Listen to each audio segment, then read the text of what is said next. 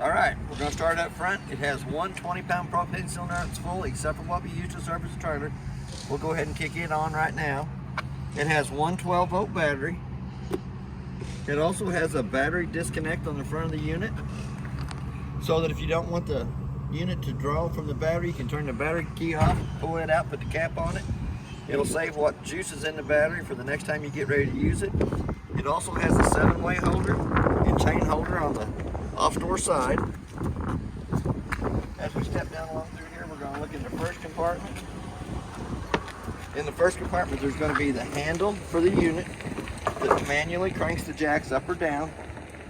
We have the 30-amp power cord. As we step down along the side, the termination valves are first. The 3-inch black one in front is your toilet water. The 2-inch gray in the back is going to be the one for the kitchen sink, bathroom sink, and shower. Then we have our 2 low water drain points. The blue is the cold side of the water system. The red is the hot side of the water system. You'll use those for winterizing and de-winterizing of the unit. Lug nuts on the trailer has been torqued at 100 foot-pounds. The tires are air ducted pressure, which is 80 pounds on the side of the tire cold. That's what's recommended on the little tag right there. We come to the back. We do have a park cable hookup. We have your 30-amp power cord hookup. We have your black tank flush that you can hook with a water hose and regulator. After you've got your black tank emptied, you hook a hose and regulator up to this, turn water pressure onto it. Has a little aerator on the inside of the black tank that spins around, helps clean more of the debris out of the inside of the black tank only.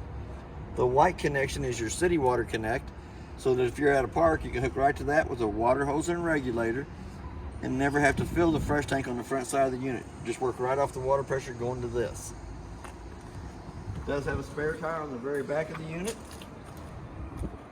Tire pressure is 80 pounds cold. It is prepped for a backup camera up top. It has an outside of the furnace. It's going to suck cold air in the bottom, put hot air at the top. I always suggest putting a mud dauber screen over the outside of the furnace for the simple fact, once it's been lit on propane, the mud daubers love that smell. They go in there, they make their little dirt nest on the inside, and it cuts your airflow down, which causes your furnace to cycle improperly. The next one over is the outside of the Insta-Heat hot water heater. It has an on and off button here on the outside. So we're going to go ahead and turn it in the on position. The little white cap down here in the bottom of the hot water heater is for your freshwater tank drain. I'll show you that here in just a minute. We're going to go ahead and clip that back on. We're going to pull the steps out, fold them down. Never put your hand up there, it gets you too close to the trailer.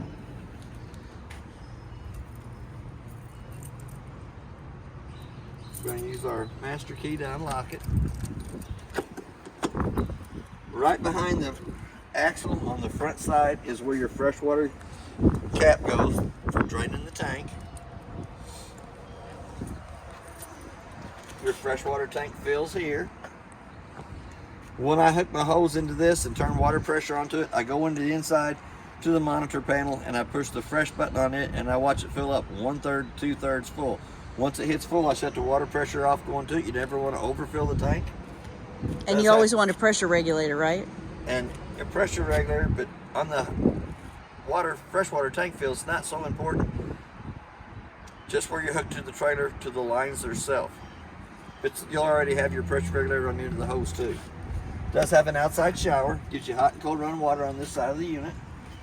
We have a 110 outlet on this side over here for plugging in a stereo or something if you want to listen to the ball game underneath the canopy. We're going to come to our front compartment. They all have magnets to hold them up out of the way. We're going to grab a hold of the front of this. We're going to slide it out. There is a gas hose already attached to the back of the grill that comes down. Little red lever comes out, holds the grill out. Going to take the little blue cap off the end of that. We're going to make the connection here.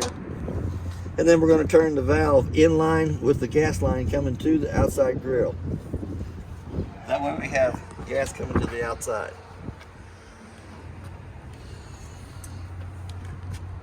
That's basically, well, you got your solar panel hook up here on the front. If you wanted to buy the solar panel that sits out in front of the trailer, to recharge the battery on the unit only. Now we're going to go to the inside.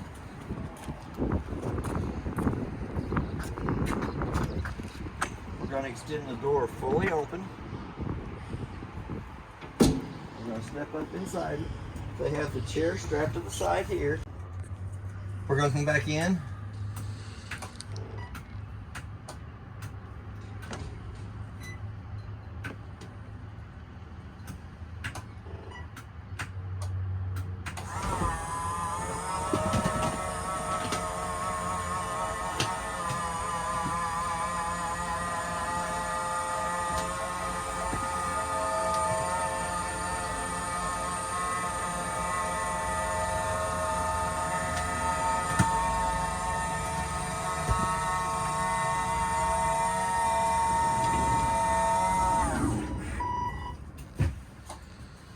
We're going to come back to the monitor panel up here at the top. It has a battery life for the voltage in the battery. Anytime the 110 line's plugged up, it's going to show you fully charged. Your next one over is your fresh tank. As it fills up, it'll show 1/3, 2/3 full. Black tank's the same way, 1/3, 2/3 full. And your gray tank, which is the kitchen sink water, the bathroom sink water, and the shower. First red button down below, it turns the water pump on between the freshwater tank and the faucets. The second one turns your awning lights on.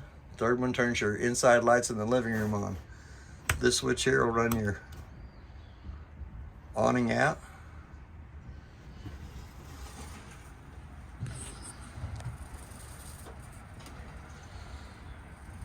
It's always good to make sure there's not a tree or a vehicle parked up along this side here when you run the awning out.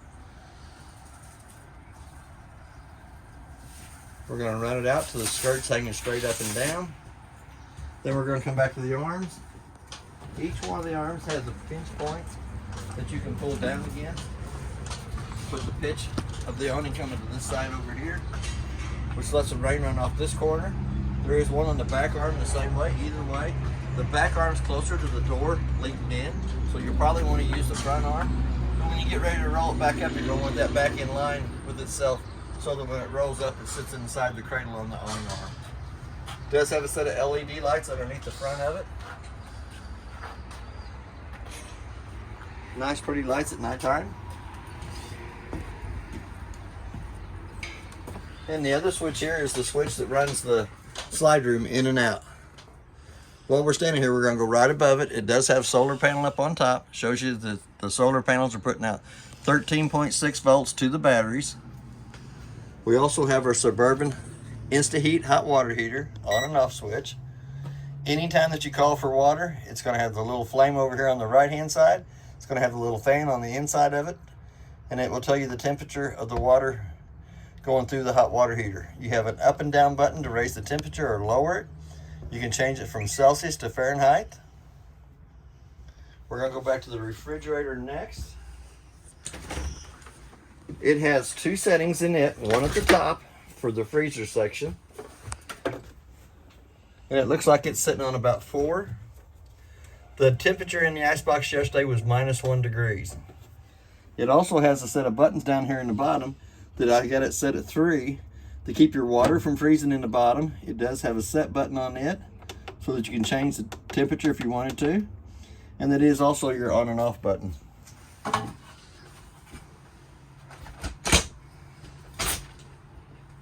We're going to come down to the breaker box. Breaker box is marked from the left hand side to the right. What the breakers are: your main, your AC, microwave, GFI, and converter. Your car fuses from this side over are marked at the top, with your furnace being the first one, lights, refrigerator, monitor panel, awning, and your 2 fuses for the converter, which is the main 2 fuses in the unit.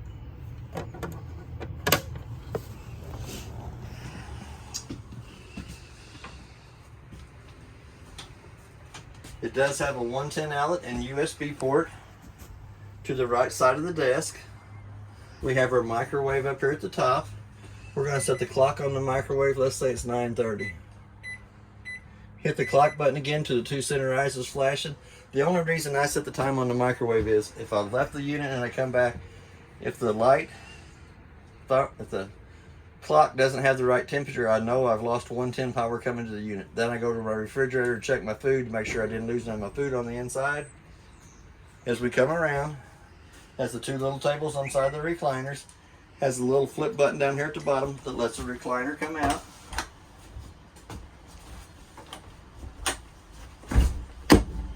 One on each side. We'll come back over to the TV area. There's a TV bracket already mounted to the wall. We have our TV hookup and a satellite hookup. Green light indicates that it's working. A 110 plug-in to plug it into.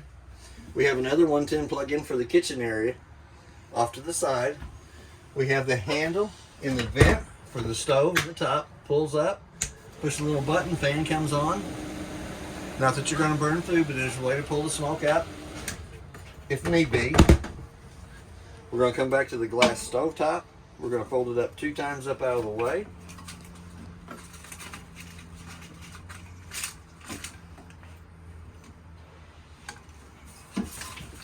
We're going to have to pull the blind loose, pull it up out of the way for the glass stove top to sit up. Little white button on the right hand side turns the igniter on. When you turn it to the highlight position, it'll light the stove top. We're going to turn it right back off. You want the griddle to be cold to the touch of the hand before you lay the glass back down on it, so we're going to skip right on past that for a minute. We're going to come in the drawer here. There is 2 sets of keys. A purple key does the front door lock and deadbolt. The black key does your outside shower, and your 751 key does your 2 front compartments. The 2 little wrenches is for the table on either side of the recliner. This is the most important piece of paper in the whole unit. For any reason, any of your appliances fail, they're going to ask you, the warranty guy is going to ask you for a model and serial number. That has every model and serial number in the unit of all the appliances. All the rest that's in the brown bag and the 2 pieces up on top are the appliances in the trailer. A lot of good information and good reading inside of that. There's no light on the cabinet space here. It does give you pretty good sized cabinet space, but there's also a scan me on the inside of there that you can use your iPhone, take a picture of that. It will bring you into the website for the FSXs, show you everything, all the different units. A little cabinet space up above. We're going to come back to the thermostat. We're going to turn it on. The mode button down to bottom is going to bring you up to the fan speed low, fan speed high. Hit the mode button again. It's going to say cool. It's going to say cool low, cool auto, and cool high. You want to dial your temperature down for the AC. Automatically it kicks on. If you hit that mode button one more time, it says heat down in the lower left hand corner. Hit that mode button one more time, it's going to shut the appliances off. It also has a Bluetooth speaker, and on the right side of the Bluetooth speaker connection there is a USB port for charging the Bluetooth speaker. We're going to step over into the bathroom area. The lights in here have a switch on the wall to turn them on. We also have our GFCI outlet. The little lights green indicate that all the 110 outlets are working in the unit. We have a single foot flush on the front of the toilet. Should be directions on how to use it. Fill it halfway full of water, do your business, push all the way down, dumps, and refills the toilet. There is a privacy door on both sides from the living kitchen area and from the master bedroom area to shut it off for privacy. There is an access panel in the bottom of this cabinet here that'll give you access into the bottom or back of the outside shower. We're going to step up into the master bedroom area. Light switch. All the lights in the bedroom area have to be turned on by hand. We have a USB port and a 110 outlet on either side of the bed. We have the dark shades in the bedroom. The white plate on the wall is for access to the awning connections for the awning lights and the awning itself. That's why it's just a white cover plate. We also have a fire escape window on the left side of the unit. It's pretty mandatory. Red handle on the screen pulls the screen loose from the wall. The red handle in between comes up and goes all the way through the window frame for access and getting out of the master bedroom area. We do have storage up underneath there that takes you out into the storage area in the front of the unit. 4 little baskets for shoes, extra bedding, probably shoes. Lots of shoes. Lots of shoes. We also have a closet on either side with another 110 outlet on the inside of it for plugging your alarm clock in. CPAP. Pretty good size storage up above. Extra blankets, extra pillows. The round white vent in the ceiling brings AC into the master bedroom area. The heat will have to have the doors open because the furnace has one vent in the front of it that sends hot air all the way through the unit. We have another vent in the ceiling that pull the handle, cranks up, little black button turns the fan on for pulling moisture out of the bathroom area. Does have a round vent in the ceiling to bring AC inside the bathroom area.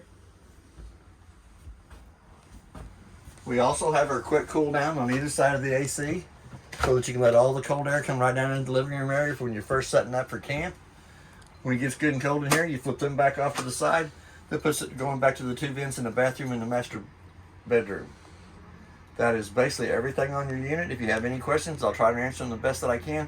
The main thing is if you scan this ticket up here, it'll tell you everything that I told you, probably a little better, a little more information on all the appliances. And thank you for your time.